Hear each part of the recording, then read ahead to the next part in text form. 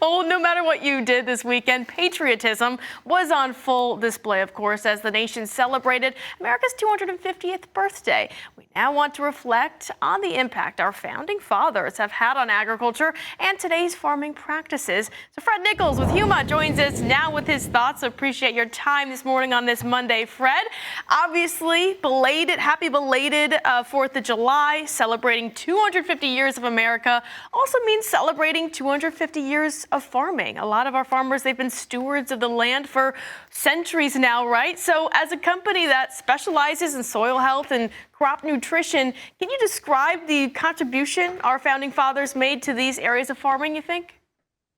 Yeah, definitely a great time to be American, right? Any time is, but certainly now. And let's not forget, right, that it was largely a group of farmers that won and secured our independence against the greatest military might of the time. So we don't want to lose sight of that ever. But our founding fathers themselves were just giants in agriculture. I mean, this starts with George Washington.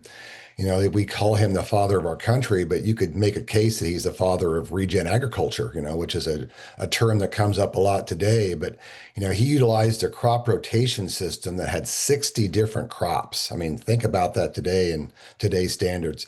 He used cover crops, he grazed multiple livestock species across his land. So he was definitely a pioneer, in this whole theme of regen ag. Then you got James Madison, right? James Madison, father of our Constitution.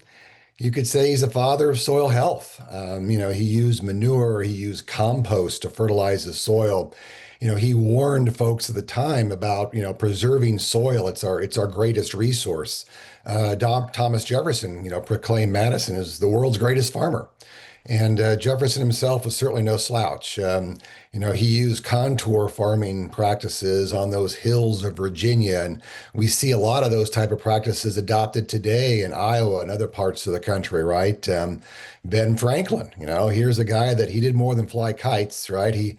He also got involved in farming, and he utilized gypsum as a soil amendment. And then of course, there's John Adams, who had a great quote that I think most of your listeners can appreciate when he said, I begin now to think that all time is lost that is not employed in farming.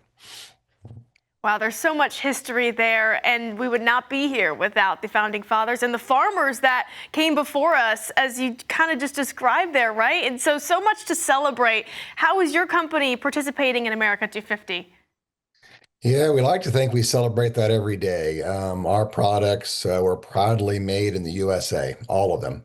So we've got two mines that we operate. We've got one in New Mexico where we harvest the humic acid that farmers can put across their fields. And then we have another mine in Idaho, and we use and extract that material to make all of our liquid fertilizer type products, crop protection products, based in the 48th state of Arizona. Innovating every single day, just like our founding fathers did way back in the day. So really great stuff. And again, happy belated Independence Day to you, Fred. Thank you for joining us. Huma Chief Sales and Marketing Officer Fred Nichols. We appreciate it. Well,